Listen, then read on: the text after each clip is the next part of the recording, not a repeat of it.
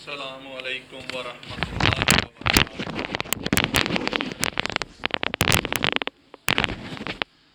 ان الحمد للہ نحمدہ ونصلی علی رسولہ الکریم، اما بعد، اعوذ باللہ السمیع العلیم من الشیطان الرجیم من حمزہ ونفخہ ونفثہ۔ قال اللہ تبارک و تعالی فی القرآن المجید والفرقان الحمید، فَتَلَقَّىٰ آدَمُ مِن رَّبِّهِ كَلِمَاتٍ فَتَابَ عَلَيْهِ إِنَّهُ هُوَ التَّوَّابُ الرَّحِيمُ۔ قُلْنَا اهْبِطُوا مِنْهَا جَمِيعًا فَإِمَّا يَأْتِيَنَّكُم مِّنِّي هُدًى فَمَن تَبِعَ هُدَايَ فَلَا خَوْفٌ عَلَيْهِمْ وَلَا هُمْ يَحْزَنُونَ۔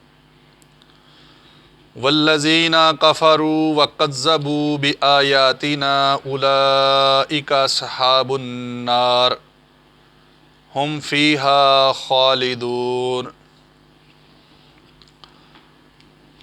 محترم طلباء، انشاءاللہ الرحمن آج ہم سورۃ البقرہ کی آیت نمبر 37، 38 اور 39 اس کا لفظی ترجمہ اور مختصر تشریح انشاءاللہ الرحمن پڑھیں گے۔ پچھلی آیات میں ہم نے حضرت آدم علیہ السلام اور اماں حوا کا جنت کے اندر داخلہ اور پھر شیطان کا ان کو پھسلانا اور پھر ان کا جنت سے نکلنا، اس کے متعلق گفتگو کی ہے۔ آج انشاءاللہ الرحمن جو ہے وہ حضرت آدم علیہ السلام کی توبہ کی قبولیت کے متعلق گفتگو ہوگی کہ حضرت آدم علیہ السلام کی توبہ اللہ نے کیسے قبول کی ہے۔ اللہ رب العزت فرماتے ہیں فَتَلَقَّىٰ، پس سیکھ لیے، آدم علیہ السلام نے مِن رَبِّهِ، اپنے رب سے، کلمات، چند کلمات، فتاب علیہ، پس توبہ قبول کی اس کی، انہ، بے شک وہ، هو التواب الرحیم، وہی توبہ قبول کرنے والا، رحم کرنے والا ہے۔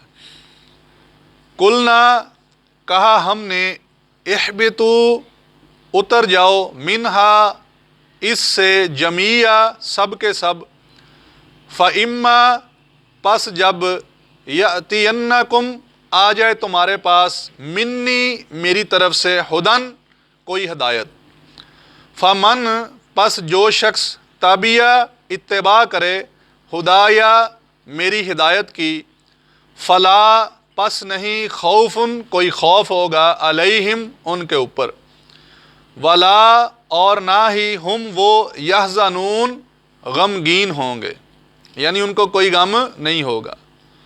والذین، اور وہ لوگ، کفروا، جنہوں نے کفر کیا، وکذبوا، اور جٹلایا، بآیاتنا، ہماری آیات کو، اولئک، یہی ہیں وہ، اصحاب النار، آگ والے، ہم فیہا، وہ اس کے اندر، خالدون، ہمیشہ ہمیش رہیں گے۔ اچھا جی، میں نے جیسے آپ کو بتایا کہ آج ہم انشاءاللہ الرحمن حضرت آدم علیہ السلام کی توبہ کے متعلق جو ہے وہ گفتگو کریں گے کہ حضرت آدم و اماں حوا کی توبہ اللہ رب العزت نے کیسے قبول کی۔ مختلف باتیں جو دنیا کے اندر بنی ہوئی ہیں، کوئی کس طرح کی بات کرتا ہے، کوئی کس طرح کی بات کرتا ہے۔ حضرت آدم کی توبہ کے متعلق مختلف لوگوں نے اپنی طرف سے باتیں منسوب کی ہوئی ہیں کہ حضرت آدم کی توبہ جو ہے، کوئی کہتے ہیں کہ جی انہوں نے آسمان کی طرف دیکھا تو ان کو کلمہ لکھا ہوا نظر آیا، تو انہوں نے نبی مکرم صلی اللہ علیہ وسلم کے وسیلہ سے دعا مانگی تو ان کی توبہ قبول ہوئی۔ اب یہاں پر اللہ رب العزت نے بڑا کھول کے بیان کر دیا، فَتَلَقَّىٰ، پس سیکھ لیے، آدم علیہ السلام نے، مِن رَبِّهِ، اپنے رب سے، کلمات، کچھ کلمات، فتابہ، پس توبہ قبول کی، علیہ، اس کی۔ اب وہ کلمات کون سے ہیں؟ سورۃ اعراف کے اندر اللہ رب العزت نے ان کلمات کو واضح بیان کیا ہے۔ وہ کلمات، وہ دعا یہ تھی، ربنا ظلمنا انفسنا وَإِن لَّمْ تَغْفِرْ لَنَا وَتَرْحَمْنَا لَنَكُونَنَّ مِنَ الْخَاسِرِينَ۔ یہ وہ کلمات تھے جو اللہ رب العزت نے آدم علیہ السلام کو سکھائے۔ آدم علیہ السلام و اماں حوا نے یہ کلمات سیکھے، ان کلمات کے ذریعے اللہ رب العزت نے ان کی توبہ کو قبول کیا۔ اب جہاں تک اس روایت کا تعلق ہے جو بتائی جاتی ہے، وہ روایت ہے مستدرک حاکم کی روایت ہے، اور اس کے اندر لکھا ہے کہ حضرت آدم علیہ السلام نے آسمان کی طرف دیکھا تو ان کو آسمان کے اندر یا آسمان کے اوپر لا الہ الا اللہ محمد الرسول اللہ صلی اللہ علیہ وسلم لکھا ہوا نظر آیا، تو انہوں نے حضرت محمد رسول اللہ صلی اللہ علیہ وسلم کا وسیلہ دے کر اللہ سے معافی مانگی، توبہ جو ہے وہ کی، تو اللہ نے توبہ قبول کر لی۔ اب اسی حدیث کے اندر امام حاکم خود فرماتے ہیں کہ جو اس حدیث کا راوی ہے عبد الرحمن بن زید بن اسلم، وہ اپنے باپ سے من گڑت روایات، موضوع جھوٹی روایات، خود سے گڑی ہوئی روایات جو ہے وہ پیش کرتا ہے، اور امام ذہبی نے بھی اس روایت کو من گڑت اور موضوع روایت بیان کیا ہے۔ امام حاکم خود کہتے ہیں کہ یہ جو راوی ہے یہ راوی جھوٹا راوی ہے اور من گڑت اپنی طرف سے روایات اپنے باپ سے بیان کرتا ہے، تو لہٰذا یہ اس کی روایت جو ہے یہ قابل قبول نہیں ہے۔ اور مختلف علماء حدیث جو ہیں انہوں نے اس روایت کو ضعیف قرار دیا کہ نبی مکرم صلی اللہ علیہ وسلم نے آسمان کی طرف دیکھا تو ان کی جو نظر پڑی تو وہاں آسمان میں لکھا دیکھا لا الہ الا اللہ محمد رسول اللہ، تو اللہ کے وسیلے سے انہوں نے توبہ کی، اللہ کو وسیلہ دیا اور توبہ قبول ہوئی۔ یہ بالکل روایت من گڑت ہے، یہ موضوع روایت ہے، تو امام ذہبی نے بھی اس کو موضوع قرار دیا ہے۔ اسی طرح مختلف انبیاء کو رسول اللہ صلی اللہ علیہ وسلم سمیت قرآن مجید میں ان انبیاء کی دعائیں آئی ہیں، جو بھی دعا جس نبی نے بھی اللہ سے دعا مانگی تو وہ اللہ سے ڈائریکٹ دعا مانگی، جس طرح ربنا آتینا فی الدنیا حسنہ وفی الآخرۃ حسنہ وقنا عذاب النار۔ اسی طرح سورۃ بقرہ کے اینڈ پہ بھی دعائیں آتی ہیں، ربنا لا تؤاخذنا ان نسینا او اخطانا ربنا ولا تحمل علینا اصرا کما حملتہ علی الذین من قبلنا ربنا ولا تحملنا ما لا طاقۃ لنا به واعف عنا واغفر لنا وارحمنا انت مولانا فانصرنا علی القوم الکافرین۔ اسی طرح حضرت ابراہیم کی دعا بھی آتی ہے، ربی جعلنی مقیم الصلاۃ ومن ذریتی ربنا وتقبل دعا ربنا اغفر لی ولی والدی وللمؤمنین یوم یقوم الحساب۔ یعنی قرآن مجید کے اندر جتنی بھی دعائیں ہیں سب میں اللہ رب العزت نے جو کلیہ قاعدہ بیان کیا، جو انبیاء نے دعائیں مانگی ہیں، جو اللہ نے ان کو سکھائی ہیں، وہ ساری کی ساری دعائیں جو ہیں اللہ رب العزت سے ڈائریکٹ مانگی گئی ہیں۔ اس کے اندر نہ کوئی وسیلہ اور نہ کسی نبی کا وسیلہ اور نہ ہی کسی ذات کا وسیلہ دیا گیا ہے۔ تو اس سے یہ بات ثابت ہوتی ہے کہ نبی مکرم صلی اللہ علیہ وسلم سمیت جتنے بھی لوگ آئے ہیں، حضرت آدم نے بھی اللہ سے توبہ کی تو انہی الفاظ کے ساتھ ربنا ظلمنا انفسنا وان لم تغفر لنا وترحمنا لنکونن من الخاسرین، تو اللہ نے پھر کیا کہا فتاب علیہ، تو اللہ نے پھر ان کی توبہ کو قبول کیا۔ آگے اللہ رب العزت فرماتے ہیں انہو، بے شک وہ هو التواب الرحیم، وہی توبہ قبول کرنے والا، رحم کرنے والا۔ اب دیکھیں ان الفاظ میں بھی بڑی چیز واضح نظر آ رہی ہے، انہو هو التواب، بے شک وہی توبہ قبول کرنے والا۔ اب اللہ توبہ قبول کرنے والا بھی ہے اور ساتھ ہی فرما دیا الرحیم، رحم کرنے والا بھی ہے۔ رحم کیسا کہ خود ہی الفاظ سکھائے توبہ کرنے کے لیے، خود ہی الفاظ ربنا ظلمنا انفسنا وان لم تغفر لنا وترحمنا لنکونن من الخاسرین، یہ الفاظ سکھا دیے اور خود ہی توبہ قبول کر لی۔ یہ آدم علیہ السلام کو یہ الفاظ کس نے سکھائے؟ اللہ نے خود سکھائے، تو اللہ ہی رحیم ہے، اللہ نے رحم کیا تو یہ الفاظ سکھائے، جیسا اس آیت کے شروع میں ہے فتلقى آدم من ربہ، کہ آدم علیہ السلام نے کچھ کلمات سیکھ لیے۔ کس سے سیکھے؟ اب کوئی وسیلے کا ذکر تو نہیں ہے، یہاں پر آیا من ربہ ہی، اپنے رب سے کلمات، کچھ کلمات، تو وہ کلمات سورۃ اعراف کے اندر، اعراف جو ہے اس کے اندر اللہ نے واضح بتا دیا ربنا ظلمنا انفسنا وان لم تغفر لنا وترحمنا لنکونن من الخاسرین۔ تو میرے بھائیو یہ کلیئر ہوئی بات توبہ قبول کرنے کے حوالے سے۔ اب آگے چلتے ہیں، قلنا کہا ہم نے، اللہ رب العزت پھر کہہ رہے ہیں کہا ہم نے، اہبتو اتر جاؤ، منہا اس سے، جمیع سب کے سب۔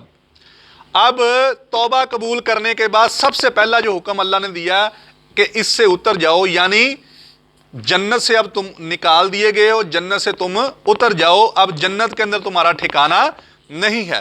یہ چیز بڑی واضح ہو گئی کہ گناہ سے توبہ کرنے کے بعد جو ہے گناہ جو ہے وہ دائمی اور مستقل نہیں ہوتا۔ جب بندہ توبہ قبول کر لیتا ہے تو اللہ چاہے تو اس کی توبہ قبول کر لے تو اس کو سزا چاہے دے تو چاہے نہ دے، یہ لازمی نہیں ہے کہ ہر گناہ کی سزا ہی ملنی ہے، نہیں، اللہ چاہے تو وہ اپنی رحمت سے، رحیمی سے معاف بھی کر سکتا۔ تو اس کا اب یہاں پر مطلب ہوا کہ حضرت آدم اور ان کی اولاد جو ہے ان کو صرف یہ سزا ملی کہ اب وہ جنت میں ان کا ٹھکانہ ایک وقت تک کے لیے نہیں ہے، ایک وقت تک کے لیے اب ان کا ٹھکانہ دنیا میں۔ پھر آگے ان کے لیے اور اللہ رب العزت نے بتایا فَإِمَّا پس جب يَأْتِيَنَّكُمْ آ جائے تمہارے پاس منی میری طرف سے ہدن کوئی ہدایت، فَمَن تَبِعَ پس جو شخص اتباع کرے گا ہدا یا میری ہدایت کی۔ اب اس سے بڑی واضح بات ہو گئی کہ تم سارے کے سارے اتر جاؤ جنت سے، زمین پہ جا کر رہو، اور کب تک رہو اور کیا کرو گے تو دوبارہ جنت میں آؤ گے۔ فرمایا فَإِمَّا پس جب يَأْتِيَنَّكُمْ آ جائے تمہارے پاس منی میری طرف سے ہدن کوئی ہدایت، یعنی میری طرف سے تمہارے پاس اب ہدایت آئے گی۔ ہدایت کیا آئے گی کہ حضرت آدم سے لے کر حضرت محمد رسول اللہ صلی اللہ علیہ وسلم تک جتنے بھی انبیاء آئے وہ اللہ کی ہدایت لے کر آئے، اللہ کی طرف سے وحی کے ذریعے شریعت لے کر آئے، اصل وہ ہدایت ہے، وہ ہدایت آ گئی۔ ان کی جس نے اس ہدایت کی جس نے پیروی کی، فمن تبعہ جس شخص نے پیروی کی ہدایہ میری ہدایت کی، تو کیا ہوگا فلا خوف پس نہیں ہوگا کوئی خوف علیہم ان پر، ولا ہم یحزنون اور نہ ہی کوئی ان کو غم ہوگا۔ یعنی یہ بات بڑی واضح ہو گئی کہ کسی چیز کے چھٹ جانے کا، گم ہو جانے کا بندے کو ڈر ہوتا ہے۔ تو توبہ قبول کرنے کے متعلق بھی جو ہے وہ تین چیزیں پائی جاتی ہیں۔ ایک تو توبہ قبول کرنے کے بعد جب بندے کو ندامت ہوتی تو احساس ہوتا، ایک تو گناہ کا نقصان، دوسرا شرمندگی، اور تیسرا گناہ آگے نہ کرنا۔ یہ تین چیزیں ہیں توبہ کے متعلق۔ تو جو بندہ ان تین چیزوں کو اختیار کرے گا اللہ اس کو معاف بھی کرے گا، اور اس کو پھر کوئی خوف نہیں ہوگا، اس کو پھر اپنے گناہ کا اور اس کے کیے جانے کا کوئی خوف نہیں ہوگا کہ اس کو کوئی سزا ملے گی، اور نہ ہی ولا ہم یحزنون اور نہ ہی ان کو کوئی غم ہوگا۔ یعنی قیامت کی اتنی بڑی جو گھبراہٹ ہوگی اس کا بھی ان کو غم نہیں ہوگا۔ قیامت والا دن جو ہے بڑا ہولناک دن ہوگا، گھبراہٹ والا دن ہوگا، مگر جن لوگوں نے اللہ کے آگے توبہ کی ہوگی، اپنے گناہوں پر، اپنے گناہ کرنے کا نقصان ان کو پتہ ہوگا، گناہ کی ندامت ان کو ہوگی، پریشانی ہوگی، اور جنہوں نے توبہ اور توبہ نصوحہ کی ہوگی، یعنی کہ توبہ دوبارہ گناہ نہ کرنے کی بنیاد پر توبہ کی ہوگی، تو ان کو پھر قیامت کی گھبراہٹ کا کوئی غم بھی نہیں ہوگا۔ اسی طرح یہاں سے جو بات ثابت ہوتی ہے فمن تبعہ ہدایہ سے، کہ اصل ہدایت جو ہے وہ صرف اللہ کی ہدایت ہے۔ اصل ہدایت صرف وہ ہے جو شریعت نے ہمیں دی ہے، وہ ہدایت ہے۔ کسی بڑے سے بڑے عالم کی بات بھی ہدایت میرے بھائیوں نہیں ہو سکتی۔ اسی لیے نبی مکرم صلی اللہ علیہ وسلم نے فرمایا کہ میں تمہارے اندر دو چیزیں چھوڑ کر جا رہا ہوں، ایک اللہ کا قرآن اور دوسرا نبی مکرم صلی اللہ علیہ وسلم کی سنت۔ فرمایا جو میرے بعد ان دو چیزوں کو مضبوطی سے پکڑے رکھیں گے کبھی وہ گمراہ نہیں ہوں گے، یعنی وہ لوگ ہدایت پر ہوں گے۔ اصل ہدایت اس سے مراد یہ ہو گئی کہ اللہ کا بھیجا ہوا قرآن اور نبی مکرم صلی اللہ علیہ وسلم کی سنت، یہ اصل ہدایت ہے۔ جو لوگ ان دو چیزوں کو پکڑ کر رکھیں گے وہ کبھی گمراہ نہیں ہوں گے انشاءاللہ تعالی۔ اسی لیے پھر آگے اللہ نے فرمایا والذین کفروا، اور وہ لوگ جنہوں نے کفر اختیار کیا، وکذبوا اور جھوٹ باندھا یا جٹلایا بھی آیاتنا ہماری آیات کے ساتھ، یعنی انہوں نے شریعت کو، اللہ کی آیات کو، اللہ کی نشانیوں کو، اللہ کی نشانیاں جو ہیں سب سے بڑی نشانی تو اللہ کی جو ہے وہ شریعت ہی ہے نا، یہ قرآن ہے، اللہ کی بھیجا ہوا ہمارے پاس واضح بینات ہیں اور واضح نشانیاں اللہ کی قرآن ہے، اور دوسرا نبی مکرم صلی اللہ علیہ وسلم کی سنت ہے۔ جنہوں نے کفر کیا اور جٹلایا بیایاتنا ہماری آیات کو، اولئک یہی ہیں وہ اصحاب النار آگ والے، کہ جنہوں نے ہدایت کو پکڑا وہ کامیاب لوگ ہیں، اور جنہوں نے اللہ کی جو ہے آیات کو، نشانیوں کو، شریعت کو جٹلا دیا تو وہ پھر آگ والے ہوں گے، اہل النار ہوں گے، اہل النار ہوں گے، آگ والے ہوں گے۔ ہم فیہا، وہ اس میں خالدون، ہمیشہ ہمیش رہیں گے۔ وہ آخرت کی زندگی جو ہے وہ میرے بھائیو مستقل دائمی حیات جاویداں ہے۔ جو بندہ ہدایت پر گامزن رہا، جس نے قرآن مجید کو، اللہ کے نبی کی سنت کو، محمد رسول اللہ صلی اللہ علیہ وسلم کی سنت کو گلے سے لگا لیا، سینے سے لگا لیا، مضبوطی سے پکڑ لیا، وہ کامیاب لوگوں میں ہے، وہ انشاءاللہ اللہ کی جنتوں میں ہوگا۔ اور جن لوگوں نے اللہ کی شریعت کو، نبی مکرم صلی اللہ علیہ وسلم کے فرامین کو جٹلا دیا تو وہ پھر ہمیشہ ہمیشہ جہنم میں ہوگا، اور وہی لوگ آگ والے ہیں۔ اللہ تعالی ہمیں جنت الفردوس میں جگہ دے، اور اللہ ہمیں جہنم سے، اس کی آگ سے بچا کر رکھے۔ اللہ سے دعا ہے اللہ تعالی ہمیں قرآن کو سمجھنے کی اور اس پر عمل کرنے کی توفیق عطا فرمائے۔ سبحان ربک رب العزت عما یصفون، وسلام علی المرسلین، والحمد للہ رب العالمین۔